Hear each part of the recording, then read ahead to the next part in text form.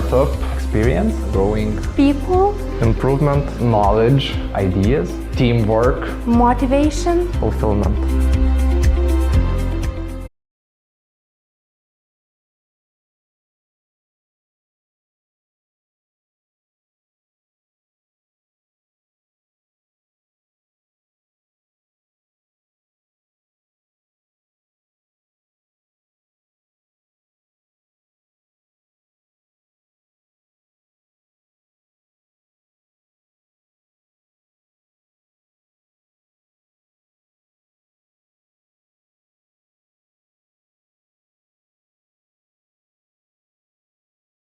the stage is yours.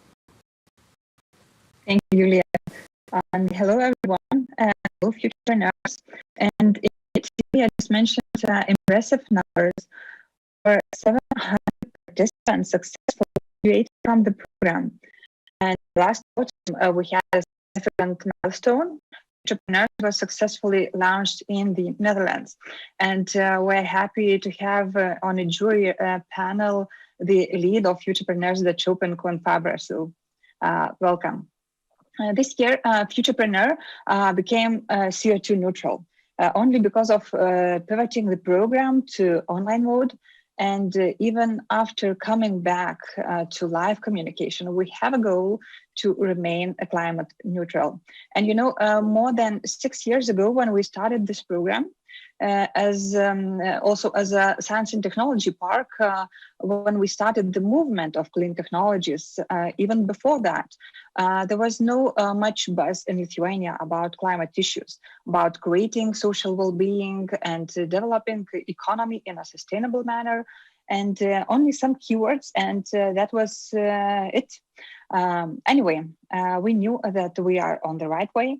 But there was a big question of how many, if any, enthusiasts will approach will gain this approach. And when we observe today is that the sustainability is at the agendas of governments, of corporates, but as always, the implementation, what solutions to adopt, that is the biggest question. And that is the key.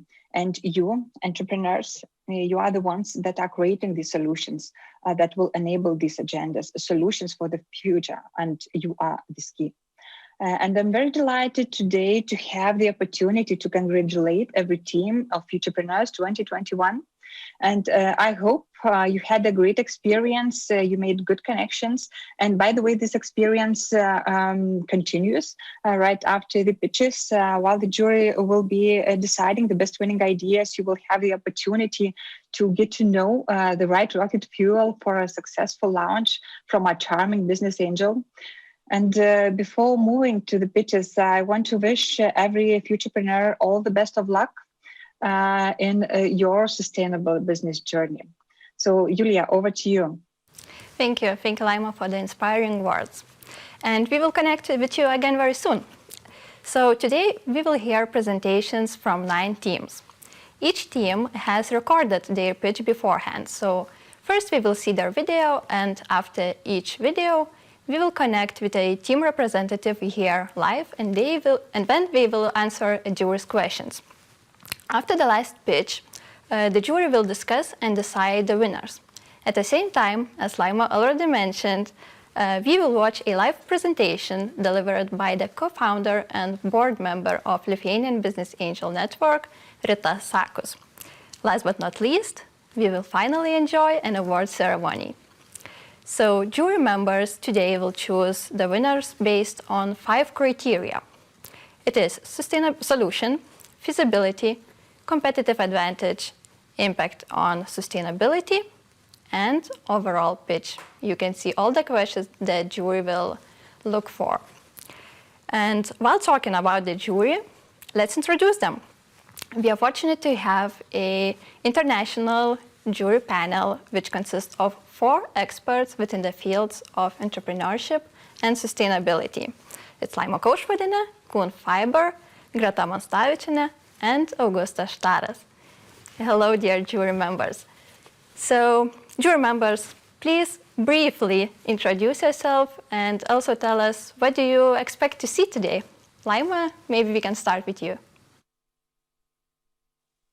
Yes, I'm Laima from Sanorvės Science Technology Park, also from Clean Tech Cluster Lithuania. And what I'm looking for, well, for quite mature ideas, that made an impact for which this program is dedicated. Thanks. Koen? Hi, Julia. Nice to be here again. Nice to meet you all. I myself am an entrepreneur in sustainability and circular economy, and I'm also involved in a lot of other entrepreneurs growing it. And it's a challenge to make impact and a sustainable business model. So I'm curious to know how you think about it, how you challenge that, and we'll enable to do it. So. Thank you. Greta? Hi, everyone. Really appreciate being here and very excited to see all the teams. I'm the CEO and co-founder of Catalysta Ventures. We're the first triple top line, or in other words, positive impact sustainable startup accelerator and fund here in the Baltics. So I really relate to what Laima has said about, founding ourselves 5 years ago. Well, we found ourselves 3.5 years ago, but it still was very early for the sustainability stage here in the Baltics.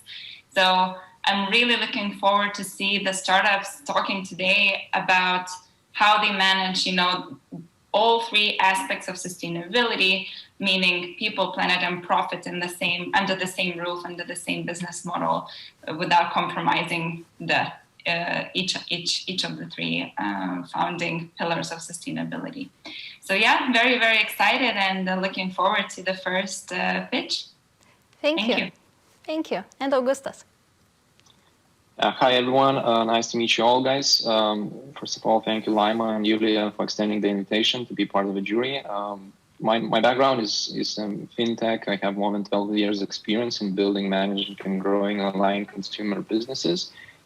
And for today, I think the thing that I'm most interested is the most contrarian view, how to solve the sustainability challenge the team has selected. So I'm looking mostly at founders' vision, how we want to approach the sustainability in the business for the idea, and most likely not that kind of going the traditional way. So that requires a lot of different thinking to solve the problem. Thank you. So it's great to have you all here. And now let's get to work. So dear jury members, after each presentation, we will connect you with team representative. And then you will have 3 minutes to ask your questions. Please raise your hand physically on screen before asking, so everyone would know who would like to ask first. And I will try to slightly moderate this, and I will also let you know when the 3 minutes will be over. All clear? I think, yeah, I see everyone's nodding. Okay, so without further ado, let's see the first team. So warm applause from your homes go to the team Know Your Food. Let's watch their video.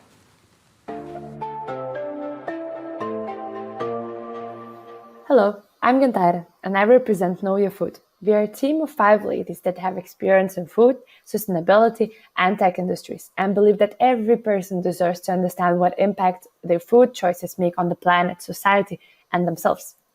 The problem is that climate and environmental impact of food production must be minimized, yet there is no motivating system in place for consumers to shift behaviors.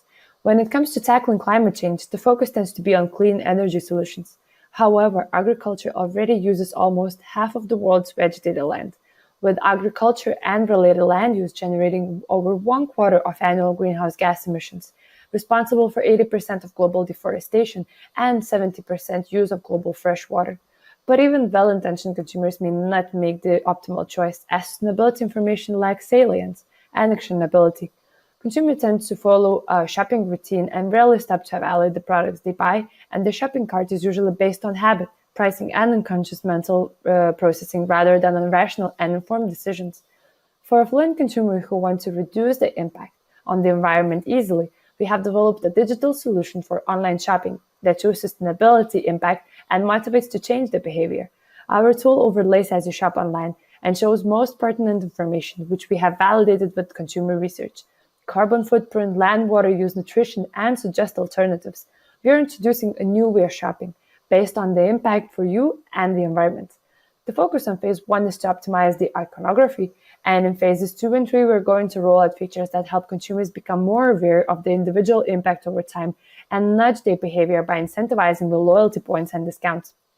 Our launch market is Lithuania, where the majority of consumers consider sustainability as a factor when deciding on what product or service to purchase. And our first expansion will be within the 3 Baltic countries. The ideal consumer is LOHAs, who are active in sustainability, upscale, and well-educated within urban areas and often choosing online retail. Our ideal target comprises about 20% of all online consumers, with about 2/3 of consumers open to changing their eating habits for environmental reasons in total. Even if they do not purchase from online services, it is still a primary source for information gathering prior to making a purchase. When we expand to Baltic countries, we estimate to reach up to 2 million people. And in terms of competition, we are looking globally, as Know Your Food is the first entrant in the Baltics that is looking at the food sector and focuses more on the insetting rather than offsetting. There are several players that work within fashion or applications like Zero that offer CO2 offsetting of your purchases. However, we see an increasing attention to the insetting opportunities, and we believe it is important to prevent people from creating any more negative impact rather than mitigating it afterward. Know Your Food is also focused on community building, as we see an immense value in it. In the first year, our goal is to build an adequate food sustainability database, validate the tech solution, and grow our community. We are going to introduce sustainability as a service to the Baltics and target small to large food retailers and producers through education and collaboration. We will be charging a monthly fee from our B2B partners, depending on the amount of data and customization to our solution needed. The first year will be dedicated to development, feature validation, and onboarding our first clients. At the end of year one, we expect to obtain about 2% of the total Lithuanian market and collect about 120,000 euros of revenue. In the second year, we expect to grow our revenue by at least 20%. Therefore, we are looking for 70,000 euros in order to develop the product, test it, prepare for the phases 2 and 3, and marketing initiatives. We expect to bring our product to the market by mid-July. Our primary impact will be responsible consumption and production. Shifting diets can mitigate climate change, but by counting the full consequences of diets for land use, we find that diets in general are even more significant for greenhouse gas mitigation than commonly understood. In Lithuania, if Lithuania decided to opt out of beef and lamb, we would reduce the country's emissions by 20% and save an additional 3.4 million tons of CO2 by restoring vegetation on abandoned farmland. We are an ambitious team of 5, and we have the support of credible sustainability experts and investors, and we are very happy to have won first place at the first ever Nordic Baltic Women Innovation Sprint called Alterstate. It has validated our idea and kept us pushing forward. Additionally, we have already gained the respect and early interest in our product from the top 3 largest retailers in Lithuania, as well as various small businesses in the Baltics, which will help us to get direct access to consumers as well as business partners. Thank you!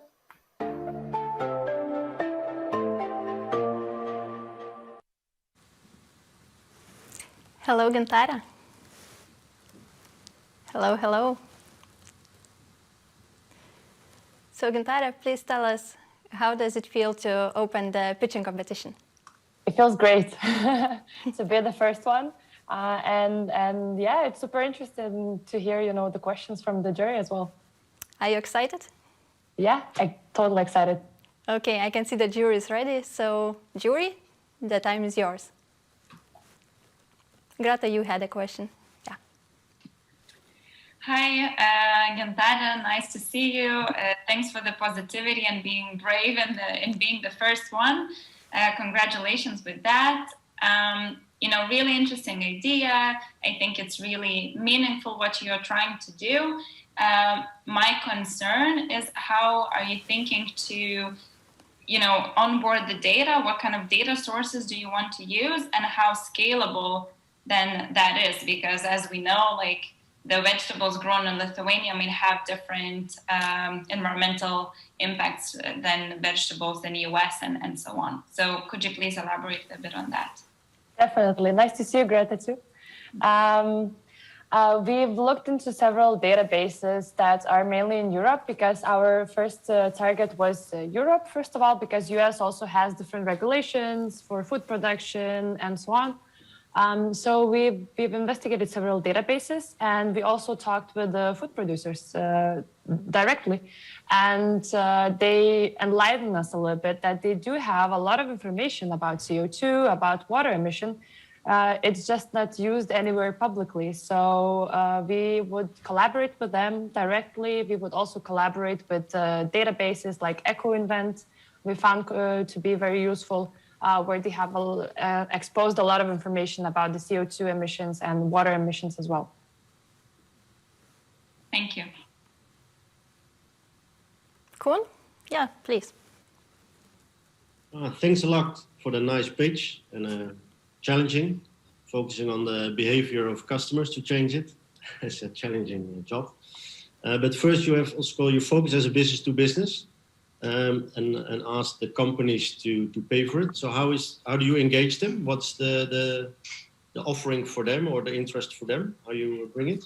Yeah, so we were thinking of several revenue sources. One of them being white labeling our solution, the overlay of their internet website.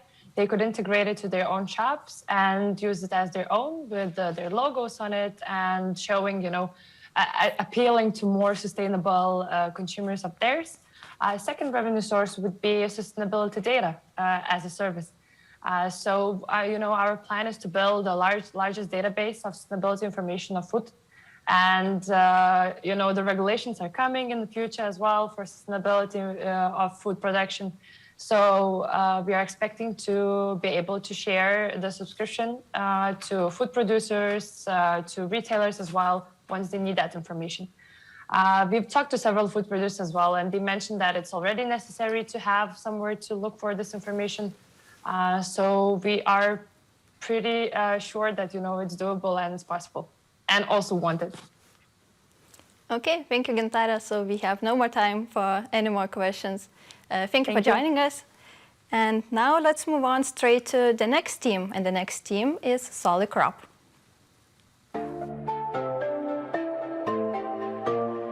Hello, everybody. My name is Mantas, and today I'm representing our team, Solid Crop. Our problem is climate change. 18.4% of CO2 emissions is coming from agriculture. It's a really big number, and it's even more than from transportation. So what do? We try to apply our solar modules into agriculture. In general, this idea is called agro-PV and has different sectors like cattle breeding, crop production, and greenhouses. So we picked the hardest problem, which is greenhouses. Why? Because they consume a lot of energy, which accounts for 50% cost of greenhouse production.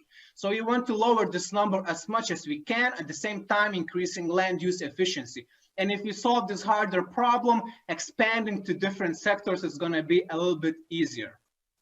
So our solution is really simple. We have the solar module with two main layers. At the first layer, we have bifacial solar cells, which can absorb sunlight from both sides. And on the second layer, we have anti-reflective coating. Anti-reflective coating can reflect near-infrared sunlight, which is unnecessary for crops, and increase our module efficiency. You're going to have different modules with different levels of transparency. That's because for different crops, we need different amounts of sunlight. Market is huge. If we look globally, if we look in European market, we see a lot of potential customers. Our ideal customer, for example, in Lithuania is Agrošiltnamiai. They represent the group of advanced medium-sized greenhouses with size with around 3 hectares, 10 hectares, 15 hectares, but the size is not the limit. They can be 100 hectares size. Production majority of time they produce cucumbers and tomatoes, but they also produce spices, strawberry salad, and etc. The main factor we are looking into is energy consumption. They consume a really big number of energy, so we want to reduce this energy consumption as much as we can, and that's how we are reducing CO2 emissions. Competitors, we have a couple of competitors. In majority of factors, we are really similar, so we are not trying to compete in cost or production wise. I'm just going to name a couple of factors that we are different from them, so or maybe better. So our approach going to have bigger efficiency, around 23% in theory, and in practice maybe 17%. It's going to provide uniform distribution of sunlight, which is really important for crops. Business model, well, in this slide it's really simple, but in reality it's more complex. But the main idea that we are selling kilowatts, and 1 kilowatt equals 1,300 euros. 1 hectare can be covered by 929 kilowatts with 60% of transparency. Also, this number can depends on transparency levels. So from the business side, we want to have the lower transparency levels so we can cover more and we can produce more electricity. So you're going to have more kilowatts, we're going to have more profit, as we can say. Financials, you're going to be profitable after 10-hectare coverage, and our cost structure right now at the first stage looks like this. We want to develop our prototype, then research on crops response, installation solutions, testing, and European market analysis for future expansion. Impact. So electricity consumption from the grid gonna drop by 8 or 9%. Of course, it depends on transparency. 1 hectare can generate a lot of electricity. It's gonna save 14 tons of CO2 per month. For farmer, for example, our customer ROI is gonna be from initial investment around 10-14%. It depends if they are getting the European project financing or not. It's also going to help avoid potential CO2 taxes in the future and increases land use efficiency. That's how it's going to look, our solution in reality. And that's it, our team and partners. The one thing I want to say that we are looking for team members with experience in finance, economics, and European project financing. So that's it. Thank you for your attention and good luck.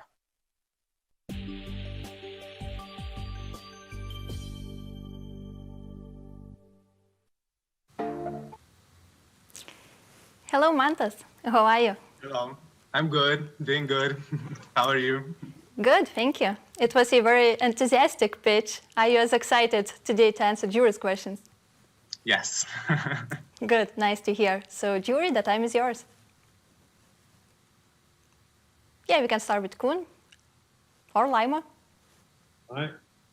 Thanks a lot. Nice pitch.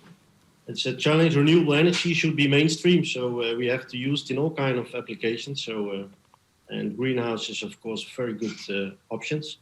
I have just a few practical questions. I'd like to understand your model. First is, what's really the focus of your company? You're going to do the installation, or you're going to deliver a whole greenhouse, for instance? And secondly, you will focus, I think, more on Baltics or Lithuania. How many greenhouses are there to think of? So, just to understand. Yeah, so from business sides, we're going to provide our modules. We're going to create modules with Solitech, and we're going to provide installation solutions. Of course, I'm not one to limit myself. I'm also thinking about greenhouses, like building new era greenhouses. But right now, at this stage, we're going to just produce and install the new modules. About our market, yeah, in Lithuania, we have already a couple partners. We developed this idea with farmers. We were talking with them. So right now, here in Lithuania, maybe we have 36 hectares we can cover, or maybe more, but the main 36 hectares. And yeah, at the beginning, we want to start in Lithuania, test it. And of course, if it works, everything is all right, we want to expand all around Europe, especially in Spain, Portugal, Italy, because during the summer, they can't grow crops, and our solution is even better in there. So yeah. Okay, Laima, you had a question. Yes, I had a question. How much are you advanced with your product, and how much would that take to have the final results?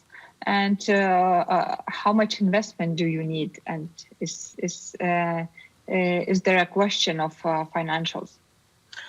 Right now we are at the first stage. We're working with Solitech. We don't looking for initial investment right now. We're looking for team members, I can say. Right now, we are trying to get a supplier for our anti-reflective coating. It's based on nanotechnology, so it's not so easy to get it. So right now, we are trying to develop our prototype, make it concept proof.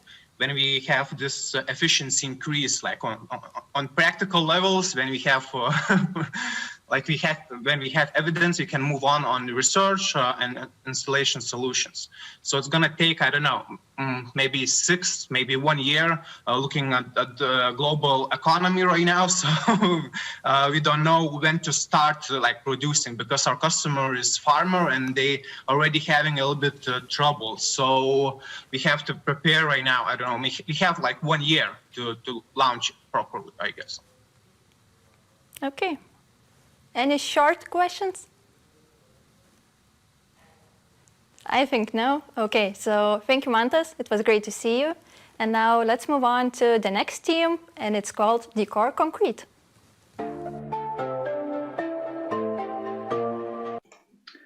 Hello, my name is Ekaterina, and today I would like to share with you my idea devoted to the application of 3D printing concrete technology for production of small architectural forms for exterior and interior design.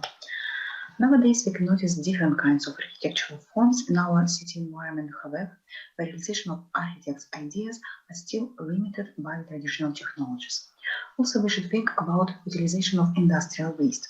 For instance, about 25–30,000 tons of fly ash per year is disposed in the landfills of Lithuania. The solution for the first problem is application of 3D printing technology, which extend the variety of realized forms. The solution for the second problem is a replacement of part of cement and concrete composition by waste materials. The production of small architectural forms can be started from indoor and outdoor furniture, like benches or tables. This kind of products can be offered firstly to B2C segment, which is represented by men and women above 35 years old, who probably have a family, live in detached or semi-detached house, have stable income, average or above average, and prefer loft, minimalism, and Scandinavian design style. For the second and third year, there is a plan to offer the products also to B2B segment and increase the variety of produced forms and number of customers up to 4,000 and 6,000 respectively. In terms of competitive advantages, I would like to highlight such features of products as time of production and variety of forms. 3D printing concrete technology enables to produce one piece of products for 30 minutes, whereas in competitors' technologies, this time is extended. The variety of forms in 3D printing technology are not limited by the molds, while in competitors' technologies, variety of forms are limited by the molds. For the first year, there is a plan to sell the products directly to the B2C segment for the average price about 200 euros per pieces. The selling can be organized through web page, social networks, Instagram, and also through partners like designers, architects, construction companies, or retail shops. Expected revenue is about 480,000 euros. Funding needed is about 205,000 euros with higher cost on facilities, staff, and manufacturing. And now let's talk about the impact. The replacement of cement by fly ash can reduce carbon dioxide emission by 50 kilograms per one pieces of products, and of course it will contribute to the development of green economy. The application of 3D printing technology will help to create the comfortable city environment for people and adopt this technology to our everyday life. My team nowadays is under development. I'm looking for the production operator and marketing salesperson. And also I see the need in the involvement of accountant, CAD designer, and R&D person on outsourcing basis. Thank you for your attention.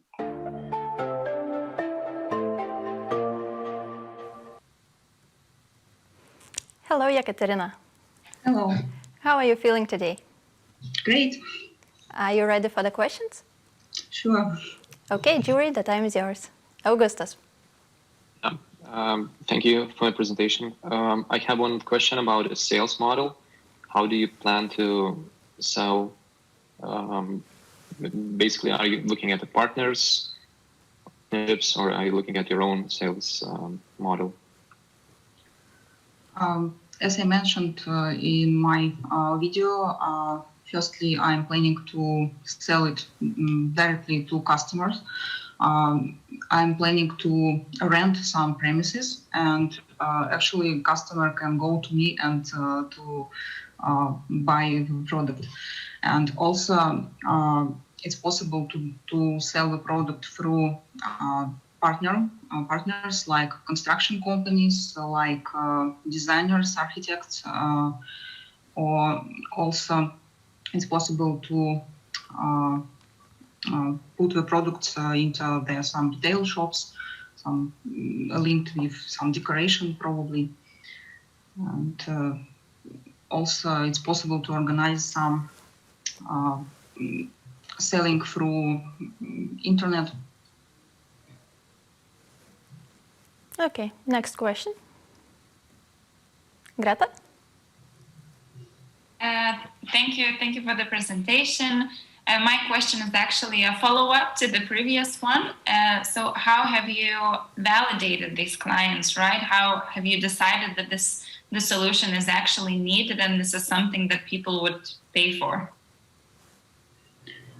To be honest, I'm not deeply investigated this aspect yet, but of course there are competitors, and this niche of market is, of course, we have different kinds of not only stuff from concrete, but also in our things.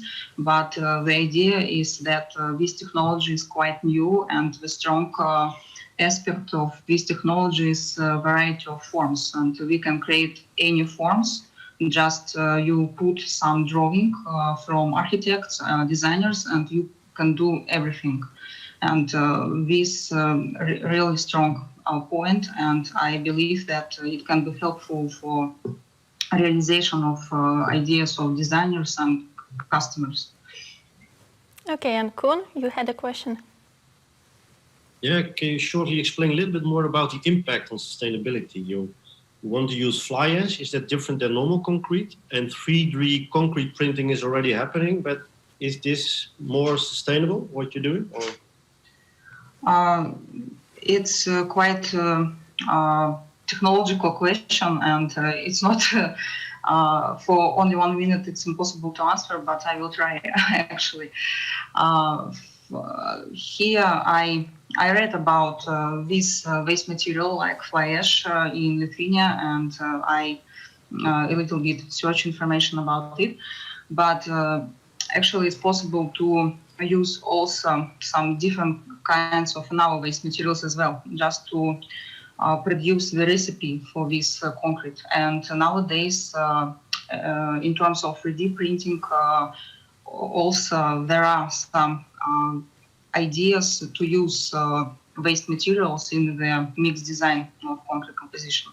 Of course, it's not a traditional recipe, but I guess it will take about 1 hour if I will tell about it. Yeah, unfortunately, we do not have an extra hour, so thank you, Ekaterina, for joining us. Thank you. Now let's move on to the next team, and it's called Your Jar.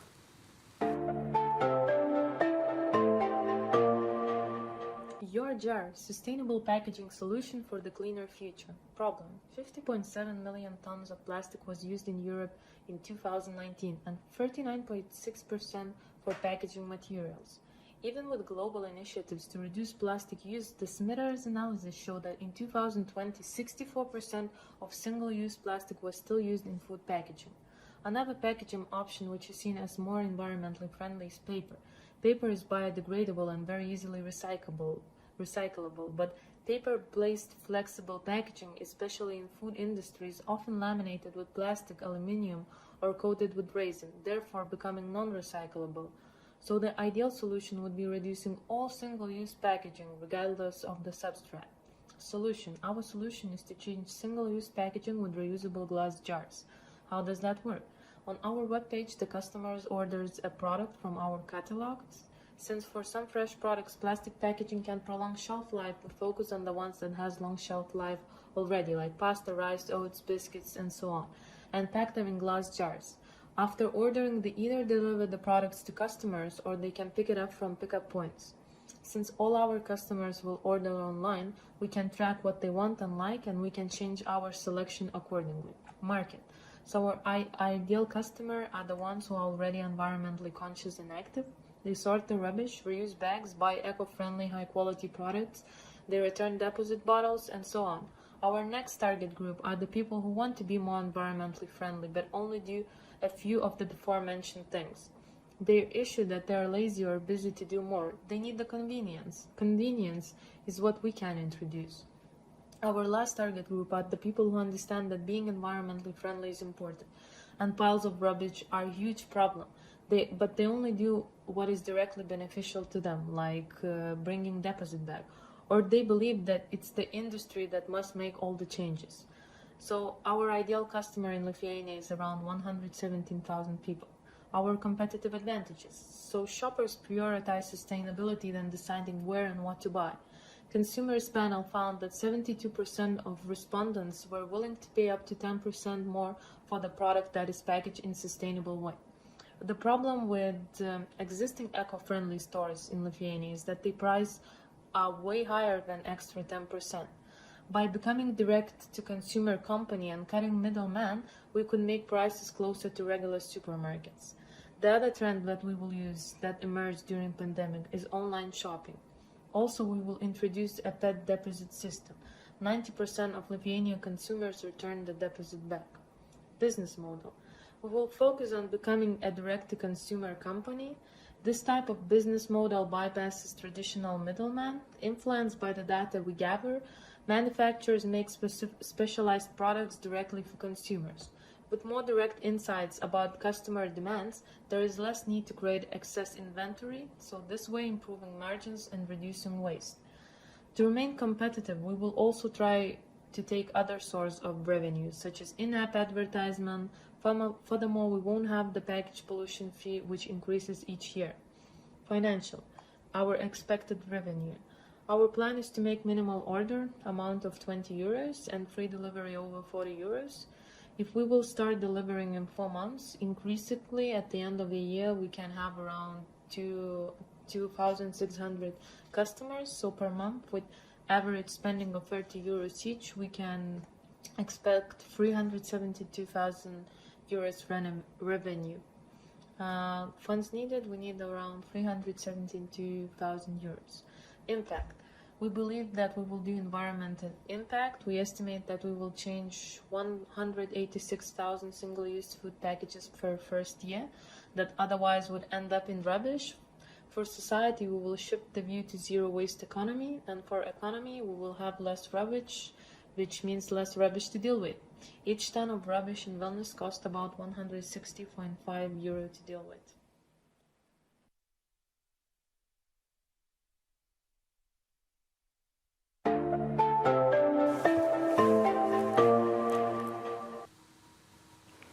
Hello, Ruta.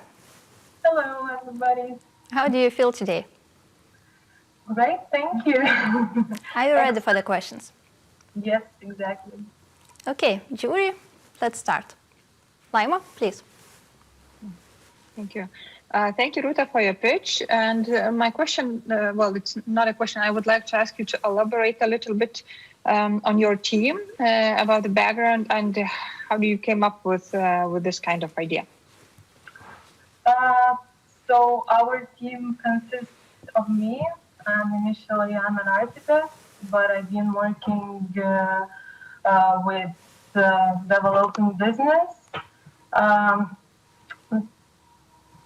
Then our next team member is Jokubas. So he's product developer. So he's designing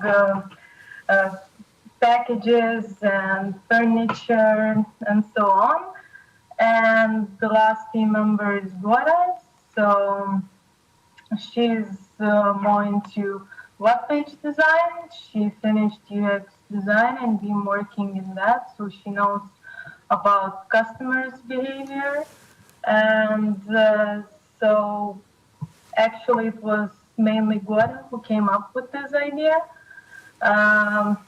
And we joined her because we thought that it's a very interesting solution, and it actually worked before. Like during Soviet times, everybody used glass milk bottles or other things. So it's just plastic became very cheap, and now it's becoming more expensive again because waste, for packaging, how much you have to pay, it's increasing each year. Okay, thank you. Next question. Okay, Koen, and then Greta, if we will have time. Okay, nice. Thanks, Ruta. Very nice. It's a good concept. As you know, some young people have started in the Netherlands and they're growing very fast. But I don't know the online shopping model in Lithuania. But just how is your role in the supply chain? That's very important. Are you going to do the whole packaging, everything, or just having the concept? Well, we are going to do all the packaging because, as I believe that we can cut costs with that. As I said, we're going to work as manufacturer to customer business model. So basically, we already have some farmers who would be willing to supply us, farmers or manufacturers, and we would pack all the things. We will also sell it online. So yes, as you said, we will be packaging ourselves. Okay, and Greta, we still have time. Yeah, it's again kind of a follow-up question. I remember during the mentorship session we talked about that, and are you actually doing your own online store and fulfilling your customers' needs, or is it about selling to other online stores and scaling this solution? No, it's about creating our online store, and also, yes, filling the jars. Like we would for sure hire. We wouldn't do ourselves jars, or we wouldn't grow crops. We would someone else would do that. But yes, we would have online store. We would create the design of the large jars. We would fill them. We would hire a company to deliver the product. Okay, thank you, Rita. The time is up. And now let's move on to the next team. And our next team on stage, or in this case on screen, will be the team Triese.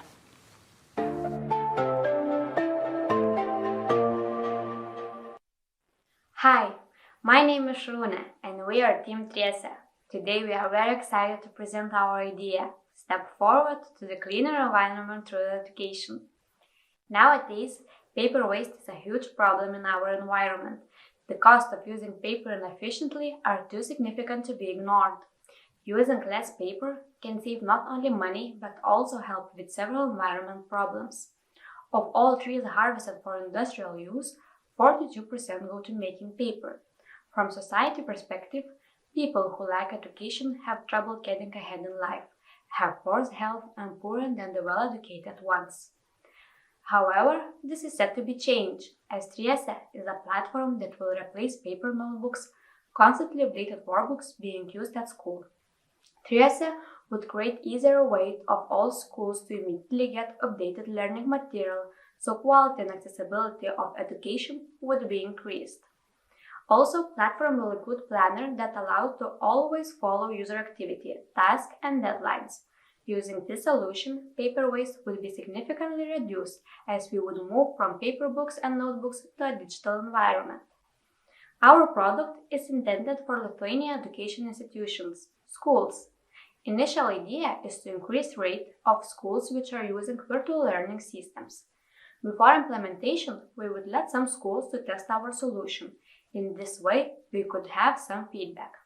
After that, we choose to talk with private schools and give them a chance to use our solution. As the next step, we will introduce system for countryside schools and try to integrate it with their education possibilities. Our system will allow to quickly reach latest learning material to have a much higher quality of education. Once Lithuanian market competitor research was done, we found some parts that must be improved in order to make education process more efficient and less paper. Our platform will allow to create and manage digital everyday notes, plan future tasks and activities. Workbook editing functionality will allow to mark and open discussion on particular topics. Achievement statistics and plagiarism tools will be focused to help for assignment evaluations. These are the main things that must be developed to move forward and help to achieve better results for all Lithuanian schools. Our business model is based on selling subscriptions to allow to access the platform that the schools and the main user will be teachers and students. It will generate profit from the ebooks publishers and sales for the educational institutions. During the first year, our team will be focused on the platform and its development, and by the end of the year, we are willing to offer first finalized version of the product for 10 schools that would have 250 potential users each. This result would allow to achieve 30,000 euros income, as our financial solution is based on yearly description by student and teacher. Our total cost to create and sell are 22,000 euro, from which 30% goes to technical solution, 50% on operation to be able to work with the most relevant digital workbooks, and 20% for marketing to spread a message about the platform. Impact which we can achieve was divided in 3 groups. First one, environment. A school district with 10,000 students, teachers, and staff uses approximately 28 million sheets of paper per year. So moving to the digital version of paper could significantly reduce the amount of processed paper used in books manufacture. Second achievement is quality education. Current situation shows that books that are used at schools get outdated very quickly. Using digital environment would allow to get relevant books without printing. And the last one, healthcare. By the age of 15 years, from 20 to 70% of children will report back pain. Most common cases of back pain are spinal deformity, injuries caused by carrying heavy weights every day. Team Triese involves 3 members who are going to coordinate development, marketing, and business solution design parts. All have confidence and experience in development IT solutions. I have experience designing business solutions in a different environment industries, and Sebastian, who has knowledge about manufacturing, product development, and sales. Thank you.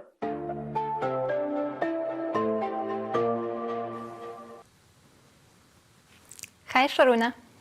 Hi. How are you? I'm great, thanks. Great to hear. Are you ready for jury's questions? Yes, sure. Okay, jury. Laima, please. Thank you, Sharuna, for your presentation. I have a question of how different this platform is from Microsoft Teams, because at home I have first-year grade and 10-year grade children, and it seems like all the features that you mentioned are in the MS Teams. So what is the difference? What benefits do you provide with your program?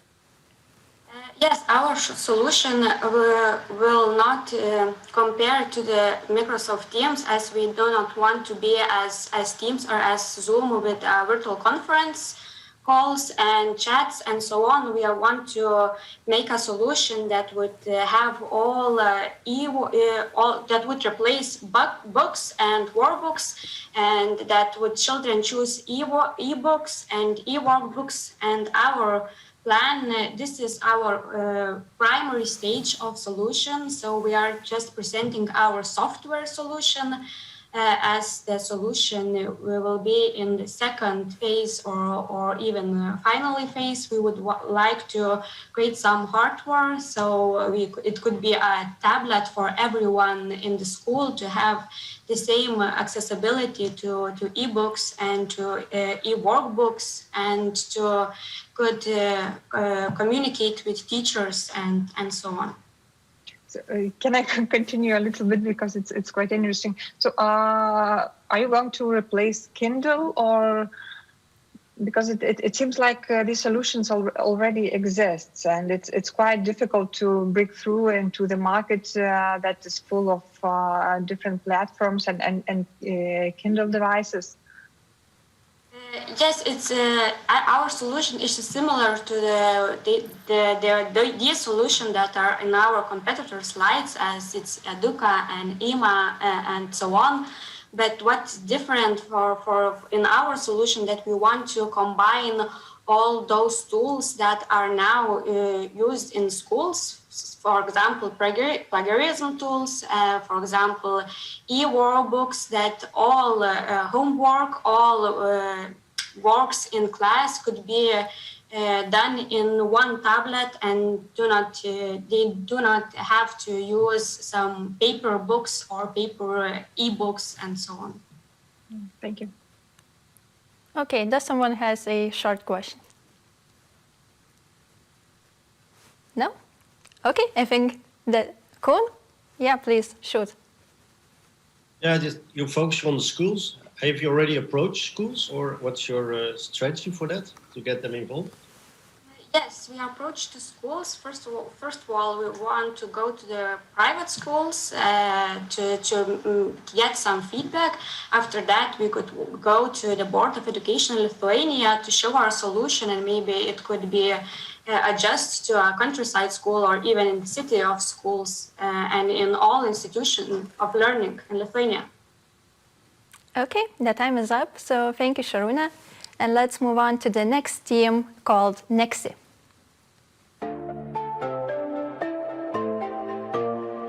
Hi, meet Nexi. Nexi is a same-day delivery service that will provoke you to say, already delivered. You will be choosing which expression will you be using, an exclamation mark or a question mark. Do you ever think for yourself that one day you will be able to receive your ordered goods from the internet on the same day? I guess the answer is yes, but today's same-day delivery is a privilege. You can access the service only if you are living in urban city areas. At Nexi, we believe that it's time to change this and move forward. Also, there are fewer well-paid job opportunities in rural areas than in cities. When talking about efficiency, there's none. All school delivery providers transporting package from warehouse to another warehouse. Why we need this? We don't.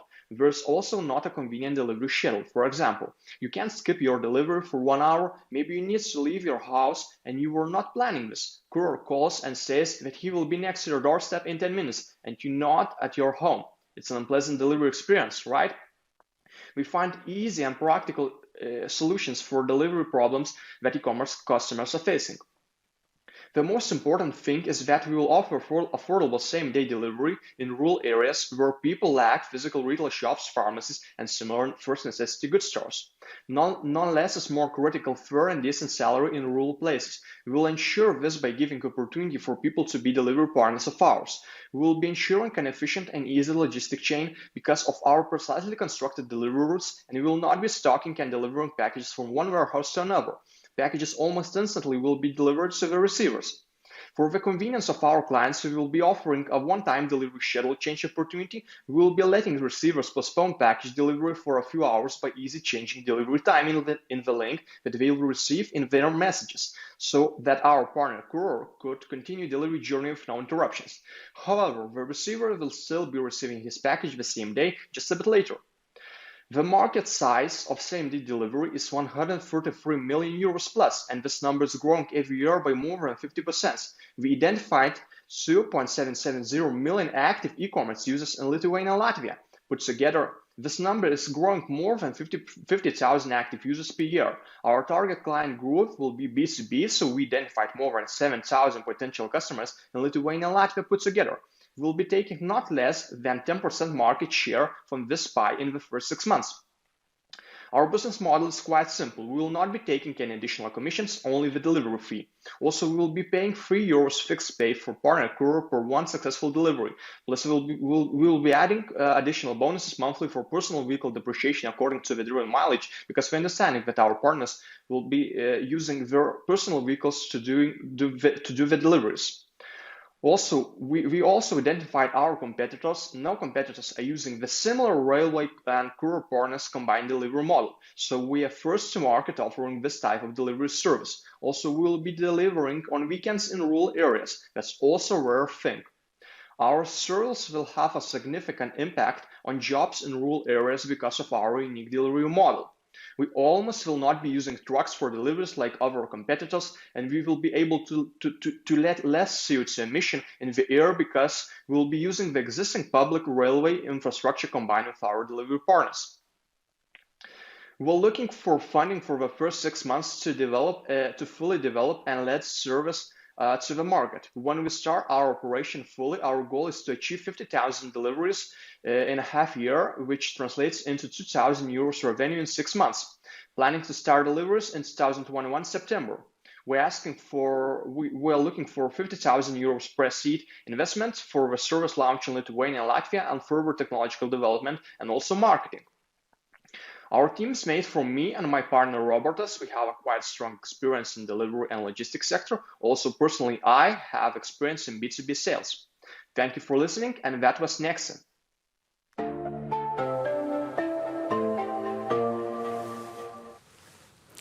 Hello, Justinas.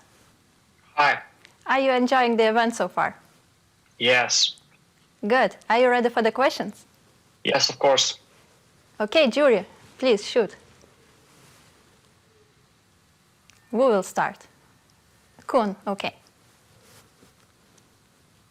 Hi, Justinas. Thank you for the business pitch. I have some concerns to understand your impact on sustainability. I have a very background in sustainable supply chain logistics. There are two main things. It is you reduce transport, you try to avoid it, or you try to do it clean to get it sustainable. No, yeah.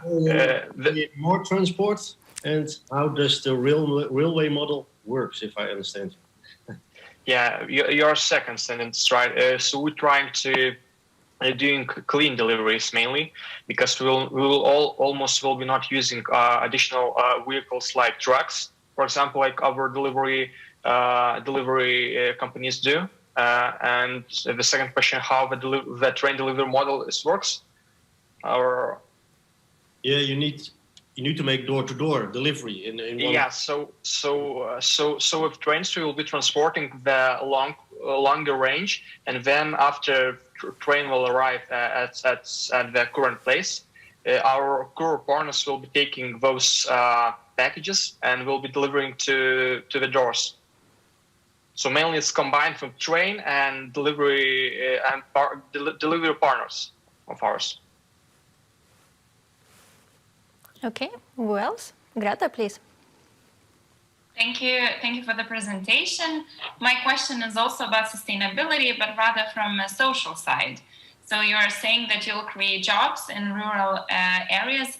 Have you considered how sustainable those jobs will be, right? Like how much of the demand there is in rural areas for these kind of delivery services, and yeah, how many places can you actually sustain with this?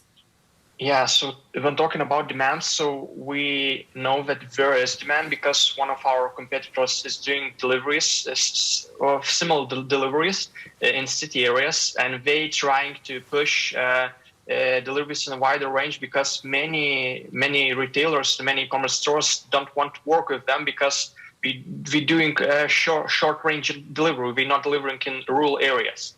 So there is demand for this, and how sustainable these job places will be. So that depends on people actually, because we will not be having any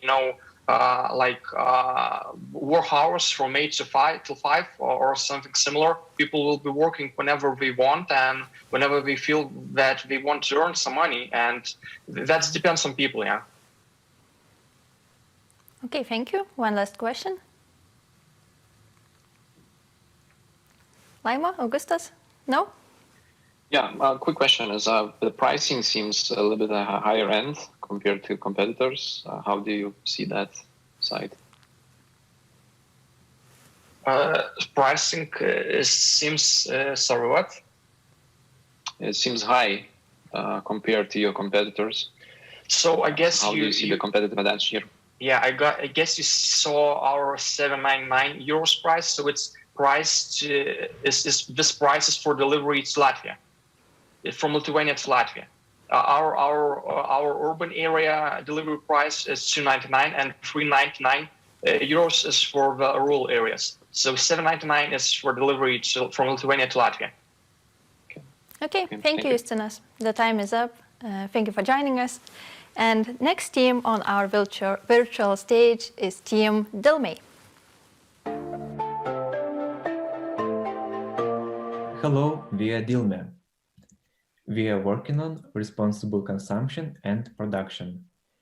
Today, we all facing a problem that almost all products in supermarkets contains unhealthy substances which are toxic for humans. Our solution would be to create a marketplace for organic products via website and application where sellers like farmers and local food market sellers would be able to sell their products, only organic products. all sellers of our platform need to be certified to have ability to sell on a platform, and also will be obliged to package their products only in recyclable packaging. Our ideal customer profile would be a small and medium-sized farmers and local food market sellers based in Lithuania. And the final customer would be a person from 25 to 47 years old with a habits like healthy lifestyle and sustainable consumption. The market we are going into is a 37 billion euros organic retail sales value of European Union, 700 millions Lithuanian e-commerce market size, and our direct customers will be 2,566 certified organic farms in Lithuania. Our competitive advantages is that we are not only focusing on Lithuanian market. Our goal is to go globally. On our platform, you will be able to find only organic products. Our customers will receive products packaged only in recyclable packaging. We are supporting the local food producers, and our products could be delivered by any delivery company and also by the seller itself. Our business model is a seller pays us 30 euros monthly and also have ability to buy internal ads to promote their products on our platform. And for the final customer, we are providing an ability to buy the products that he wants on our platform. And our cost structure is a 20% on the technical side, 40% on operations, and 40% on marketing. Our first year forecast expenses would be 60,000 euros and incomes would be 90,000 euros. And initial funding required is 10,000 euros for the development of the website and the application.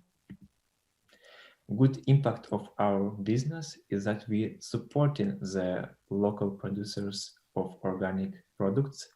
We uniting farmers on our platform. We increasing a demand for organic products. We all students from Vilnius University of Applied Science, and thank you for your time.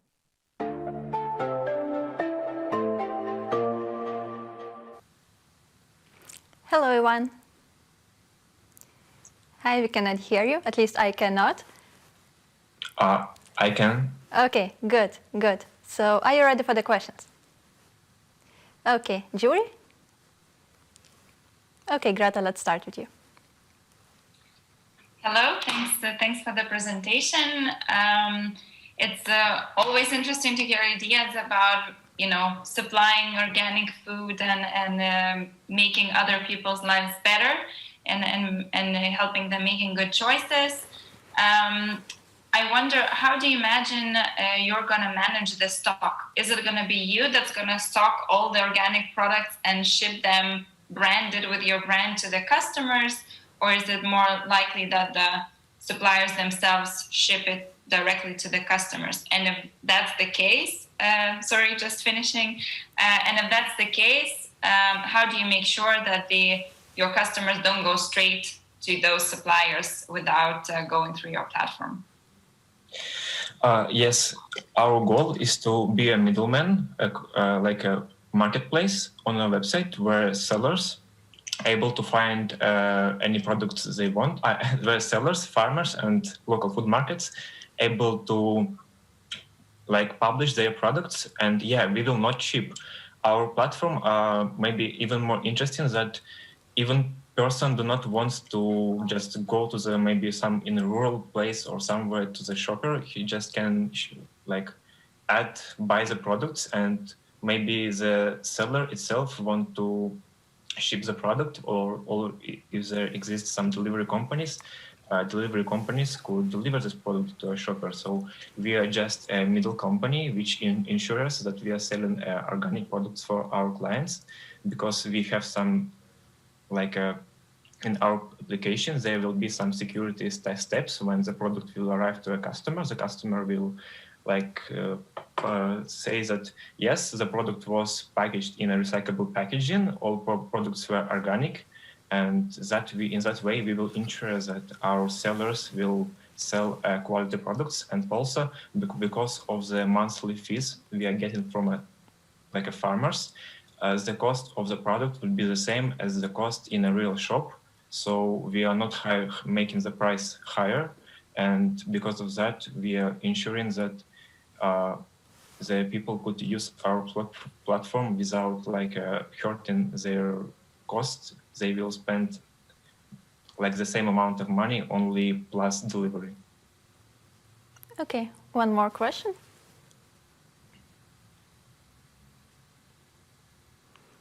No? Cool, okay, please go. That's just a remark. I think you should look also for the partners in other Futurepreneurs like your jar or Nexi to enable each other. Yeah, I found a lot of some similar ideas. Okay, so if no more questions, thank you, Ivan, for joining us here today. And the next team to present their idea is Team Firebug.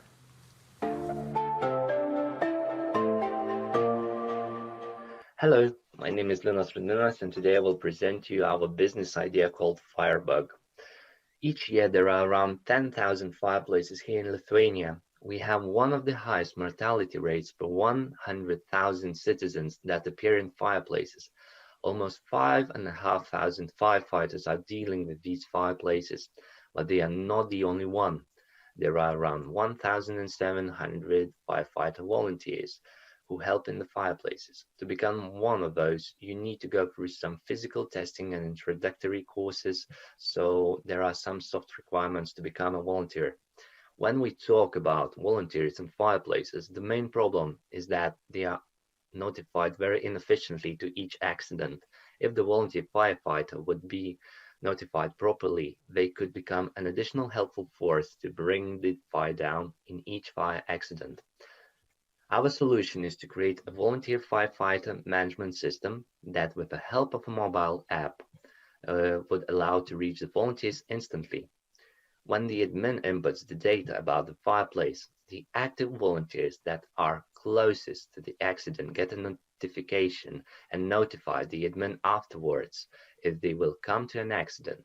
Currently, we are also testing one of the features to get directions that would direct the volunteers to one of the Maps app where they could get their directions to an accident area. Our main market is currently based in Lithuania. There we have around 50 fire stations in 10 different districts. In each district, there are around 100 volunteer firefighters. In 1 year, there are around 10,000 fireplaces, in which 6% were with a volunteer participation. Talking about competitive advantage, our platform could reach, for example, 5, 10, or even 20 volunteers by one click of the mouse in around 10 or 30 seconds, where volunteers could check the info in an app, while current solution relies on making a call for each volunteer separately. That could take around at least 20 or 50 seconds for each. Even more, our platform could track active volunteers that could take an action if an accident appears. That could save resources and target the closest volunteers, while the current solution could not provide that. The alarm process could be managed digitally and tracked by admin, while in the current position it is hard to track the process.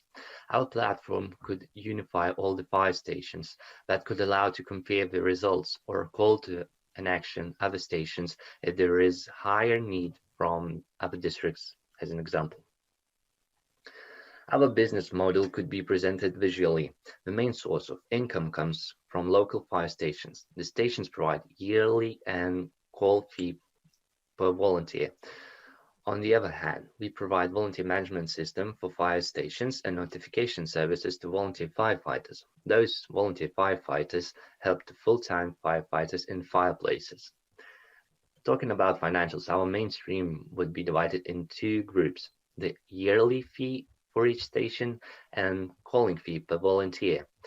We have divided our cost structure as follows. We believe that we would need around 5,000 euros for our business start, to purchase various subscriptions, to have services, and etc.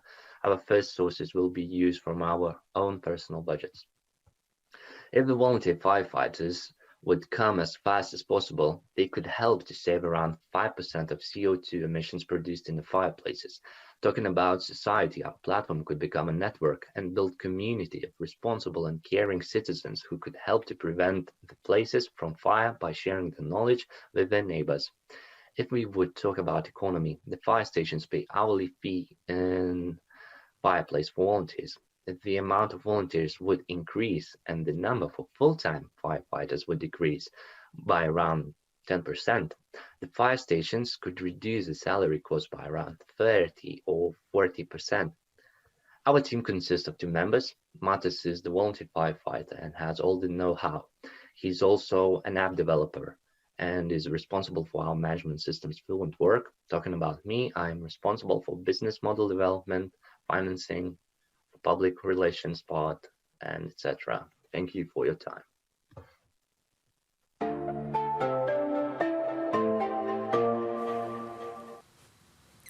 Hi, Linus. Hello. How are you? I'm fine. Good, great to hear. No pressure, but are you ready to confront the jury? Yes, of course. Good. Jury, please shoot your questions. Laima? Thank you, Linus, for your presentation.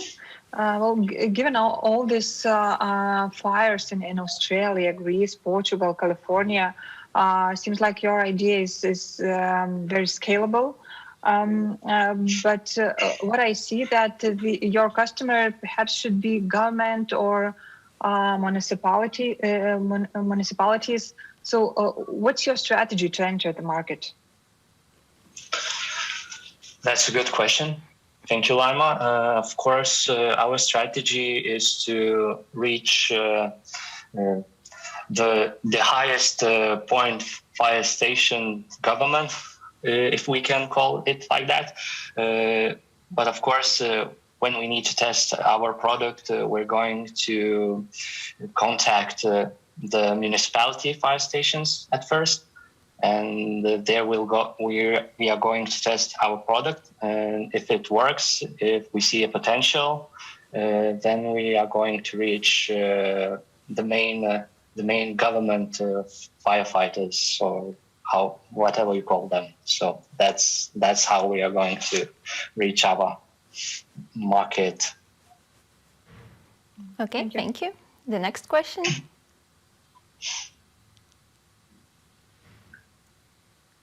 Koen, please. Thanks, Linus, for the presentation. And always saving lives and health is always good. I was just trying to figure myself as a citizen, if I have an accident or a fire, in the Netherlands we call 112, or maybe in Lithuania you have an emergency number. How do you see that? Because now we have to find the app and press for you. So how do you think that works? Yeah, that's a good question. We have the same number here in Lithuania, 112. When the fire accident appears, right? So the person calls 112, then he reaches the General Help Center, or Bendrasis Pagalbos Centras in Lithuanian, where he tells the problem that he has a fire accident, and then the chain goes up, and that person who is at that General Help Center, he provides an info by call to a fire station, and from then they go to fire accident directly. And there is one more, structure where one of the employees call to the volunteer firefighters, and that's how they are called to those accidents. And we see a potential to integrate our platform with General Help Center, where general help center could send the message directly to the firefighter volunteers.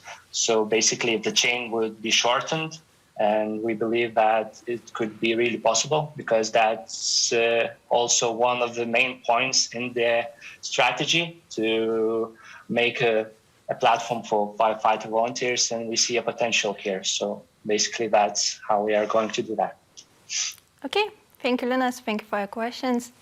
And last but not least, let's hear from the team called Carbon Hunters.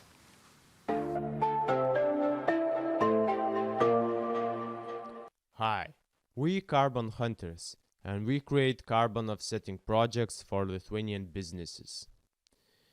Energy consumption produces carbon emissions, which causes climate change and rising Earth's temperature. European Green Deal with European Union is committed to be climate neutral until 2050, with the goal to limit global warming.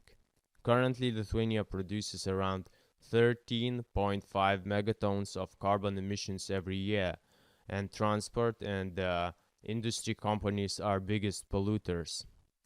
Lithuania is committed to be carbon neutral as well, but currently there are no certified carbon offsetting projects around here in Lithuania. So our solution is this. Companies that produce CO2 emissions have to do carbon offsetting, but first they have to measure their carbon footprint with our partners. Later, we create a certified carbon offsetting plan with the project, and we will implement it. What is carbon offset? Is a method to reduce carbon emissions by supporting environmental projects. Our offsetting solutions would include local environmental projects such as forest conservation and reforestation. We would start with a small project to plant 1 hectare of forest for business and certify it as an offset method. About our market, currently, as I mentioned, we haven't observed any consultant that run offset projects here locally. So we would target from medium to large size enterprises. And we would look for companies that comply with sustainability standards and seek to be carbon neutral. And the followers would include manufacturers, construction, agriculture companies. Our main competitive advantage is that we want to make projects here locally, and we want to make these changes visible for our people. And of course, we would provide certifications and supervision for the projects. So our business model is pretty simple. We create offset solution for the businesses that seek to be carbon neutral, and the average project cost to begin with would be around 4,000 euros, and this we will calculate we calculated by for the 1 hectare of forest. So 1 hectare of forest would absorb 6.2 tons of CO2 annually, and this amount will increase over the year since the forest grows. So for the first year, our expected revenue is over 46,000. If we would accomplish 12 of those projects, and we would need funding around 42,000 euros.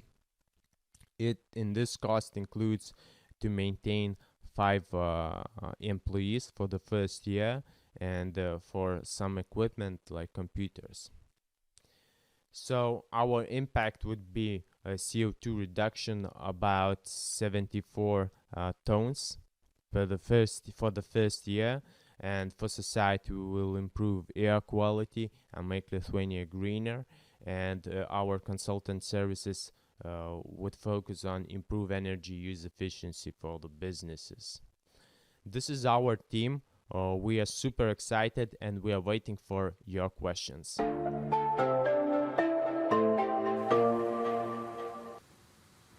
Hello, Agnata. Hi, Julia. Hi, everyone. How are you? Great, actually, very excited that we reached the finish line. I'm very excited to see other teams presenting their pitches today. Was it stressful for you to wait until the very end? Of course, of course, it was stressful because sometimes you cannot concentrate on hearing what others are saying because you're thinking about your upcoming presentation, but it's okay. Yeah, I can imagine. So are you ready for the questions? Yes. Good. Jury, the time is yours. Okay, Greta, please. Hi, Agneta. Nice to see you again. I've been lucky to have a chat with you recently, and I know a little bit on the behind scenes of what's been happening. So could you please elaborate a little bit of what you've done on the certification side?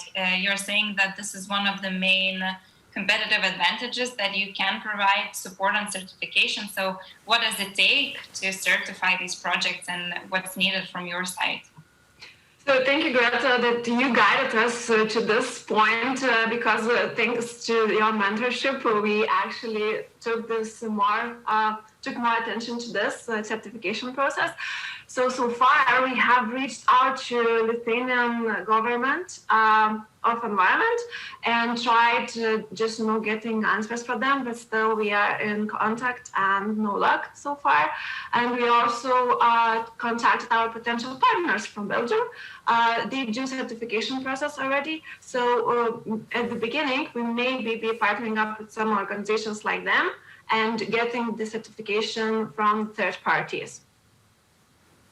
Thank you. Next question.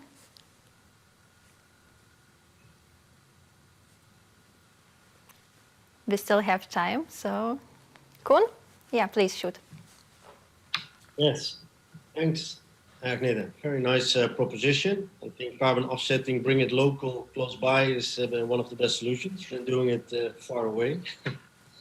Thank you. I'm trying to understand the partner model. Are you involving the forest agency, or can landowners also be involved in the model?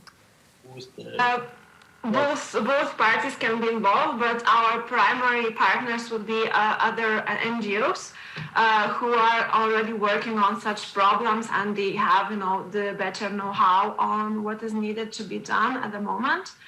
But we are willing to work with private owners. Okay, we still have time for one more question. Laima or Augustus? No? Okay, then we're done. Thank you, Agneta. Thank you. And big thank you to each jury members for your questions and great insights and advice. And now the jury will go off screen to discuss team's performance and decide the winners. Teams are competing not only for the fame and fortune here today, but also for some great prizes. So Cleantech Cluster Lithuania will choose the best, no surprise, Cleantech idea and award the team with 5 hours of their mentorship. Catalyst Ventures will look for the most sustainable idea to reward the team with 10 hours of their mentorship. Jury will also choose the top 3 teams, and those teams will be invited to pitch in front of business angels at the Litban pitching event. And last but not least, the first place winners will receive a 1,000 euros in cash. Now let's watch a short video from one of the previous Demo Day events when this global pandemic wasn't even a thing. Right after the video, we will hear a live presentation by the co-founder and board member of Lithuanian Business Angel Network, Rita Sakus. She will deliver an inspiring keynote speech on the recipe for a liftoff to success. Please stay tuned.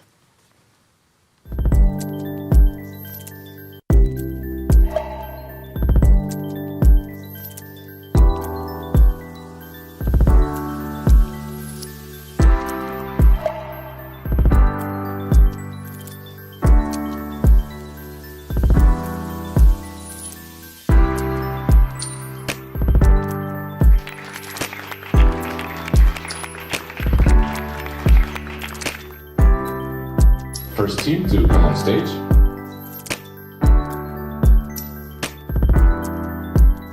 Our solution is to provide a new job to unemployed elders by connecting them to our key partners in the gastronomy field. Around 250,000 such people here in Lithuania.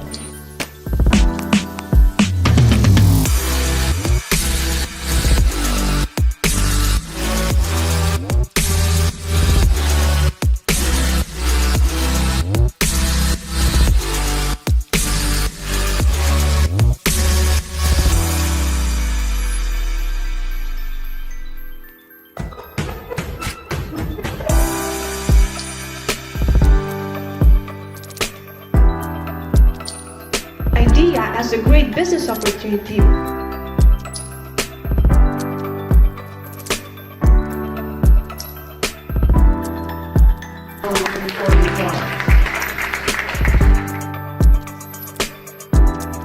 We'll have the opportunity to integrate additional solutions to our point.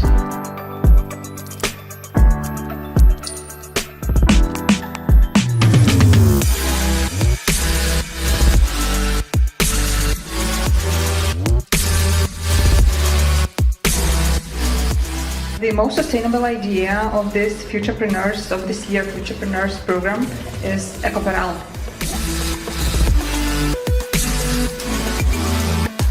For the best smart mobility idea, I would like to invite back assembly.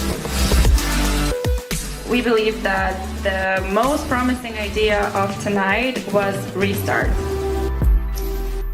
And the winner is Kid and Go.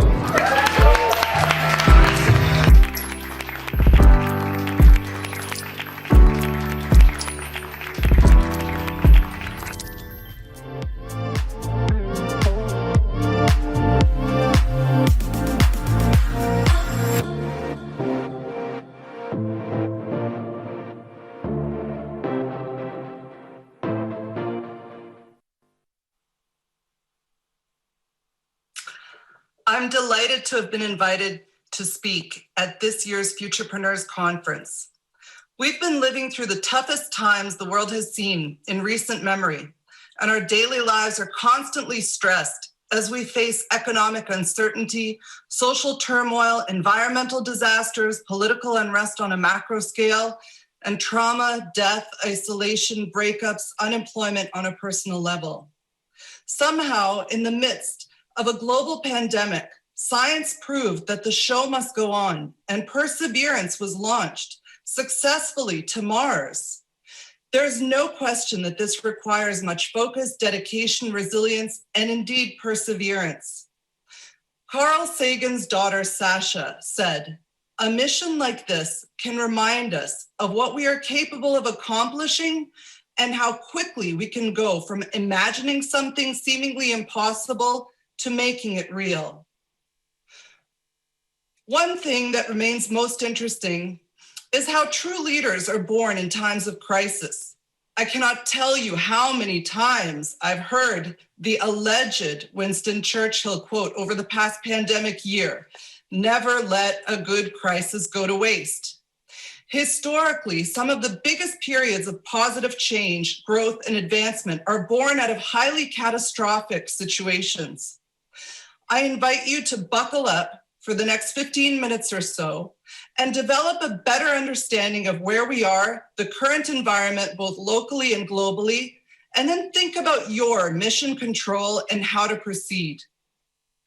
The greatest impediment to success is fear. And this fear is a fear of the change, a fear of the unknown, a fear of the what ifs. When we find ourselves in a crisis, there's no more time to think. We must acknowledge, react, and do. The Roman emperor, Marcus Aurelius, wrote, "The impediment to action advances action. What stands in the way becomes the way." The things that we worried about and faced going into the pandemic are far from our minds today, as we've seen major advances in science, technology, communication over the last year. Overnight, we were forced to collaborate and jump online in ways that we never dreamt before.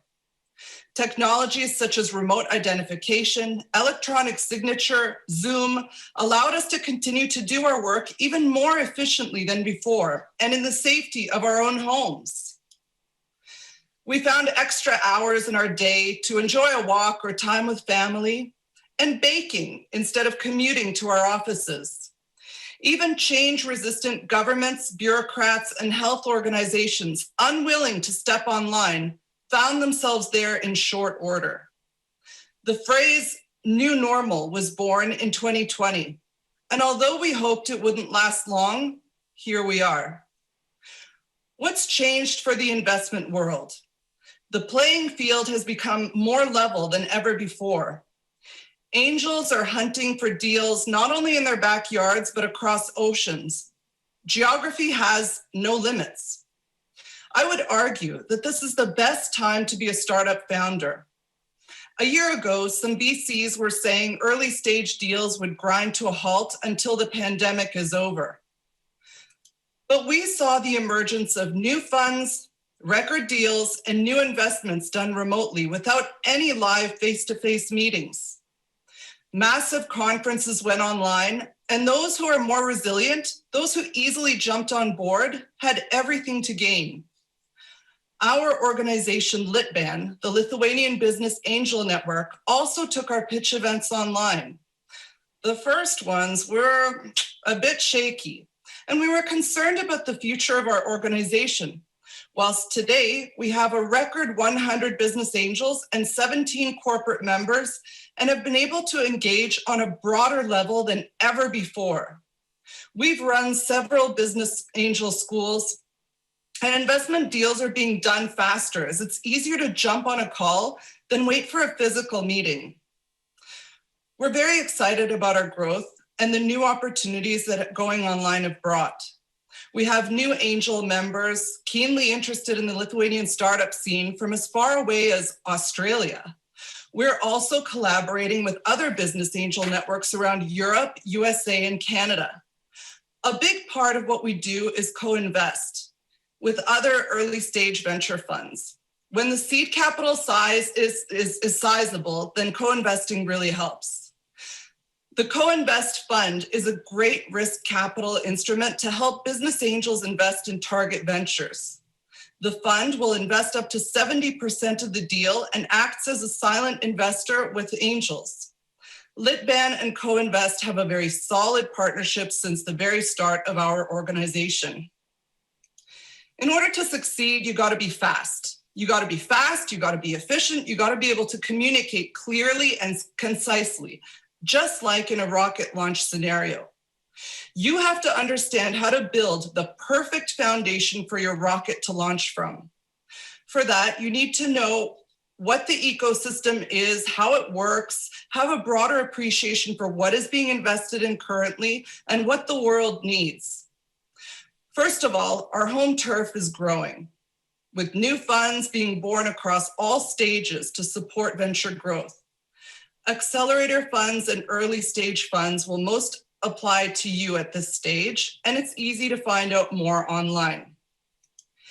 Innovation-driven sectors of particular interest for angel investments continue to be fintech, life sciences, e-commerce, enterprise software, according to a tech sector report by the UK-based firm Atomico. Also, as you can see, 2020 was a record year of investment. I recommend that you find this report online and read it, at least to better understand the state of our European ecosystem and compare it against the world. It's very insightful. From here, you'll better be able to appreciate what is ahead. And as Wayne Gretzky, the Canadian hockey player, said, skate to where the puck is going to be, not where it's been. So now let's switch gears and look at the global tech picture.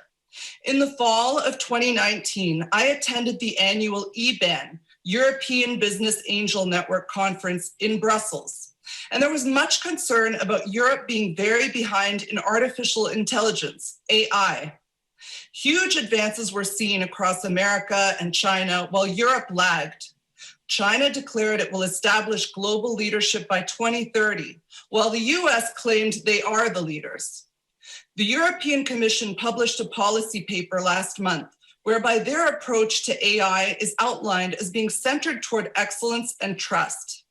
There's a push to boost EU's research and industrial capacity as AI is identified as an area of strategic importance and a driver of economic growth.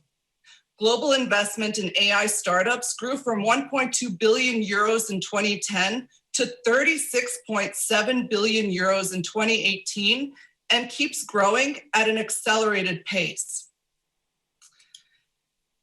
In a Boston Consulting Group article, it was stated that although the EU missed the first wave of AI, and despite what former Google China president said about Europe not even being in the running for a bronze medal in the AI race, there is enormous potential for the development and deployment of AI technologies in the EU because of the number of world-class global companies here.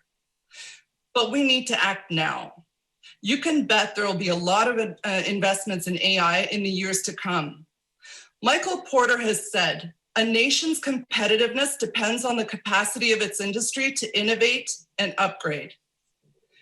The EU is investing billions of euros into what it believes are fundamental and core technologies to boost its tech sovereignty and not depend on the US or China. Europe's digital sovereignty rests on three pillars: computing power, control by Europeans over their data, and secure connectivity. Chips are used to power cars, phones, high-performance computers, AI, and defense systems. Yet Europe accounts for less than 10% of global production. We're now aiming for grabbing 20% of this market in the near future. As of this year, the EU is launching a fund to be the third biggest investor in defense research and development in Europe. The new program is worth 7.9 billion euros, and 8% of the fund will go toward disruptive technologies. Futuristic camouflage, AI for bomb detection, laser weapons, drones are only a few areas of interest. Lithuania is establishing a defense investment fund to invest in innovative companies in the field of defense and security. This is meant to stimulate the creation of new businesses to develop innovative ideas and help grow existing companies better, cheaper. This fund will have a pre-acceleration aspect that will focus on team building, developing new products and ideas, and evaluating an emerging business model in the market. In January this year, the European Investment Fund announced 300 million euros into the space sector to support the innovation and growth of European small and medium-sized space technology companies. They invested in two space-focused funds, Orbital Ventures of Luxembourg, that focuses on downstream and upstream technology, and the second fund is Primo Space from Italy, focusing on proof of concept, seed, and early stage projects and companies that will foster commercialization of breakthrough innovations in the space industry of Europe. Indeed, Europe wants to show that space startups are supported and that our space business is booming. Europe just kicked off Horizon 2127, the framework program for research and innovation. Approximately 95.5 billion euros will be available for the program over the next 7 years. That's up 30% from the last program. The clusters critically important to foster European industrial competitiveness and overcome our challenges include areas that I just discussed, but also apply to agriculture, bioeconomics, mobility, transportation, natural resources, environment, areas of GovTech, and others. There are so many areas that require deep skills, understanding, and leadership. But you may not fall into one of these categories I just mentioned, and that's okay too. I was just reading about an extraordinary startup that is solving a real world problem. Running pantyhose. I kid you not. 4 years ago, Catherine Hummeth from Toronto set out to change the world of women's underthings after her grandmother, frustrated at ruining yet another pair, said, We have self-driving cars, space travel, but something as simple as pantyhose that don't rip when you put them on doesn't exist. She began to explore how to solve this real-world problem. And pantyhose make mountains of garbage as well. She got $250,000 angel funding from a Canadian fashion brand founder and some very prominent women investors who clearly understood the problem that she was trying to solve. She raised additional money through a Kickstarter campaign in 2019 and also went through Silicon Valley's Y Combinator accelerator. She managed to raise quite a bit of money that year. Monthly sales were at 1 million and the company was valued at over 100 million. The plan for 2020 was to increase the staff from 150 to 600. Along came the pandemic. That brought layoffs and closed the factory plant. But Catherine didn't give up. She focused on redesigning products and investing in automation. She made the right decisions, and by August 2020, they were back up and running. It's an incredible success story. Look them up, Canadian Sheertex. Their tights are unbreakable by human hands, made with materials 10 times stronger than steel, and videos of their products show they can be stuffed together with pineapples and spiky conches and nothing happens to them. Time named them one of the top inventions of 2018. She's raised 60 million to date, and investors include 2 sustainability funds and H&M's venture capital arm. Entrepreneur and Harvard Business School professor Janet Krause uses a simple 3-pronged framework to evaluate startup ideas that I just love. The best startups offer their potential customers oxygen, which is something you can't live without, aspirin, something that makes life, let's say, less painful, and jewelry, a luxury that is addictive but not vital. Think of the example I just mentioned, and you'll recognize all 3 elements in what Sheertex provides their customers. Not to mention the fact they've totally disrupted an old product category. She also didn't give up and kept driving toward her goal when times were tough. She's motivated and passionate and devoted, and angels and venture capitalists are drawn to those qualities in founders and teams. A few essential tips, if I may, for those of you that might still be awake for my presentation. When pitching to investors, know your audience. Have several decks to fit the subject matter experts you might be addressing or pitching to. Clearly state any traction, revenue, users, testing you're currently doing. This adds credibility. Simplify your pitch decks and inspire your investors. Explain customer pain points, the problem you are solving, and the uniqueness of your solution. Why you? Why now? Introduce your team, experience, and fit for the startup. This is basic, but put your name on each slide. If your company name isn't on the slide, you don't want investors 3 slides in trying to remember the company name and not focus on what it is that you're presenting. Communicate clearly without jargons so that someone can remember and actually retell your story later. Grab your investor with a title slide that is kind of your elevator pitch. As you, the Futurepreneurs, start to lay your foundation and prepare for your launch, I urge you to spend the time to learn about the ecosystem itself and better understand what resources are available to you. Don't fear failure. Life is about struggle and triumph. We cannot adjust the wind, but we can adjust our sails. Weather forecasting for a rocket launch is very complex. Forecasting for rocket launches requires precision, and it's constantly being updated. There's even a joke among those who work with rocket launches and their missions. They say, if the rocket is ready to go, the weather will force you to try again another day.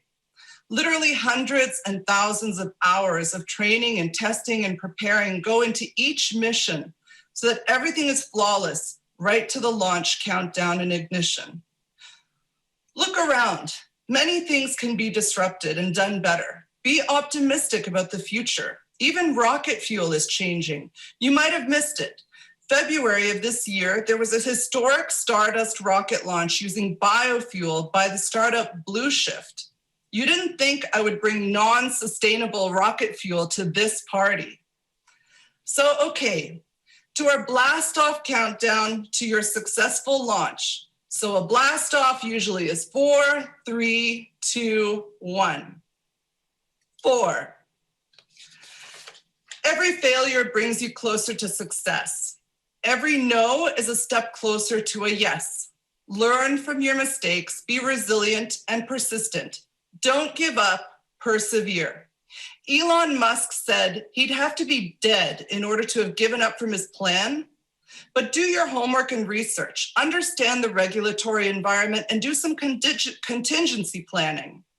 You're going to have to expect the unexpected. And when things go wrong, as they will, it'll be great to have a plan A, B, C, D, maybe even an E. Plan for those what ifs.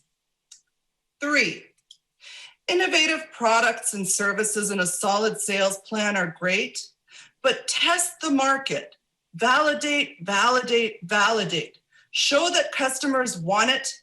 Disruptive innovation is great in an established market too, but always show how you're different and better and prove it. 2, choosing the right capital at the right time is vital. If you can bootstrap, bootstrap. If you can wait and fill out forms and deal with bureaucracy, then by all means look to grants. If you're willing to trade equity, then look to accelerator programs. If you need to move fast but need more cash, look for fantastic angel investors and advisors, and don't forget the power of smart money. 1, develop an amazing and committed team. There is no I in the word team, and there can be no rocket launch without each one of your team members that play a vital role in the execution of the startup. You need passion to be the driving force toward the shared vision, and underlying all this is excellent and open communication among the founders, team, investors, and all the stakeholders. Your stakeholders are the rocket fuel to your success. They will set you on a mission that will demonstrate what you are capable of accomplishing and how quickly you can go from imagining something seemingly impossible to blasting off and actually making it real. They want you to reach the stars. They want you to land on the moon, maybe even Jupiter, Venus, or Mars. Treat them fairly. It'll make your lives a lot more enjoyable. Mark Twain once observed, always do right. This will gratify some people and astonish the rest. I wish you to step boldly toward your dreams, evaluate your plan, and most importantly, I wish you a very successful launch of your startup. And once you are ready, I invite you to apply to pitch at Litban. Look, we live on a blue planet that orbits a big ball of fire next to a moon that moves the sea, and we recently landed Perseverance on Mars in a global pandemic. Imagine, believe, prepare, and proceed. Thank you very much.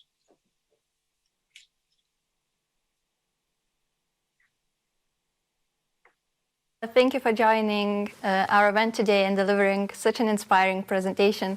I totally agree that now is the best time to be a startup founder, and I hope that we will soon see our startups reaching the new heights.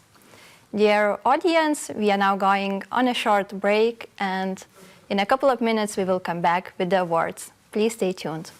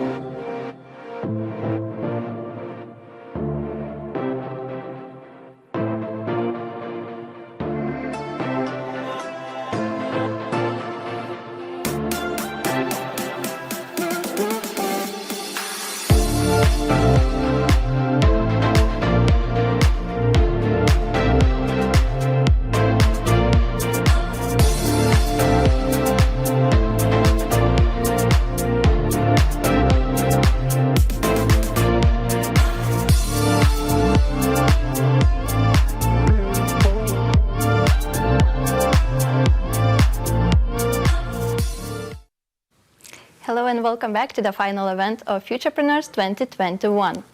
Ladies and gentlemen, this is the moment we all have been waiting for, the awards. Let's connect with our jury members once again, because they are the ones who know the winners. Welcome back. So I'm sure that you had a lot to discuss during the break. So Laima, could you share the overall feedback from the jury, and please tell us, was it hard to decide the winners?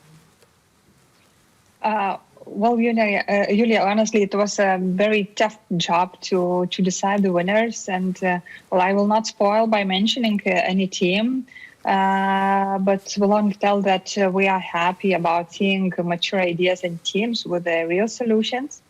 On behalf of the jury, I would like to encourage each of you to go on with your idea.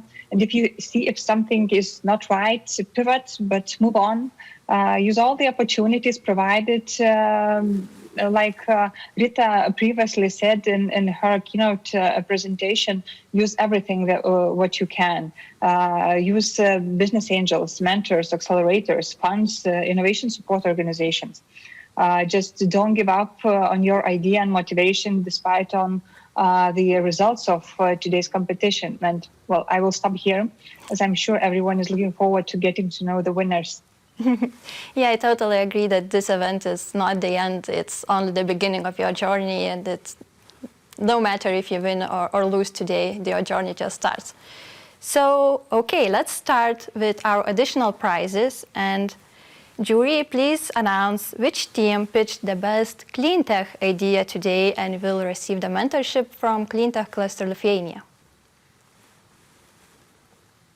Oh, yeah, that will be me. Thanks a lot. I want to first congratulate all Futurepreneurs that you succeeded in bringing your business idea to an impact business model. I hope you continue and that you will succeed. I'm happy to follow you.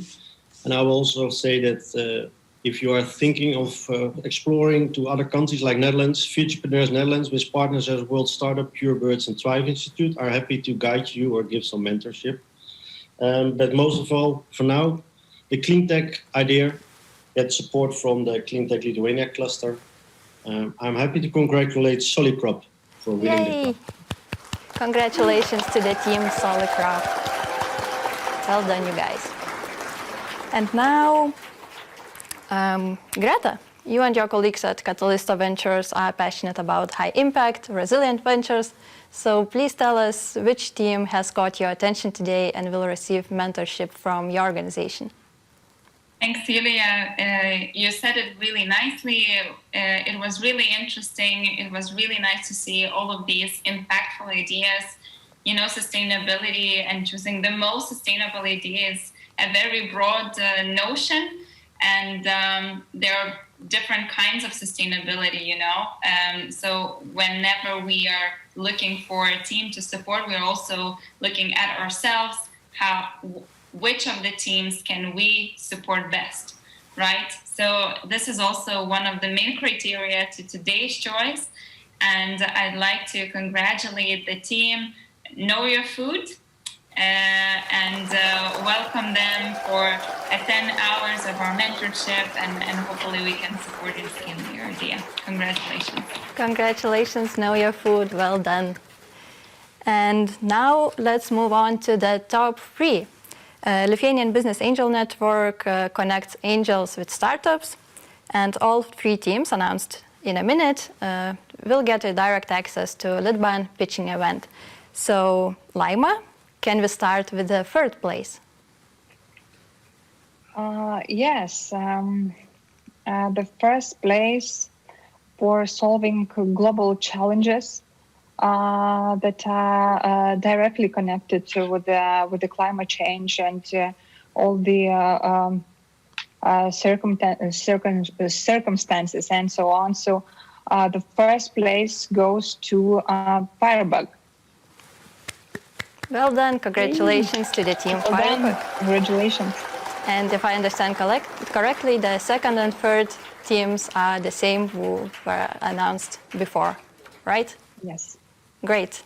Then it means that we have all top 3 teams, all prizes announced. So congratulations once again to all the winners.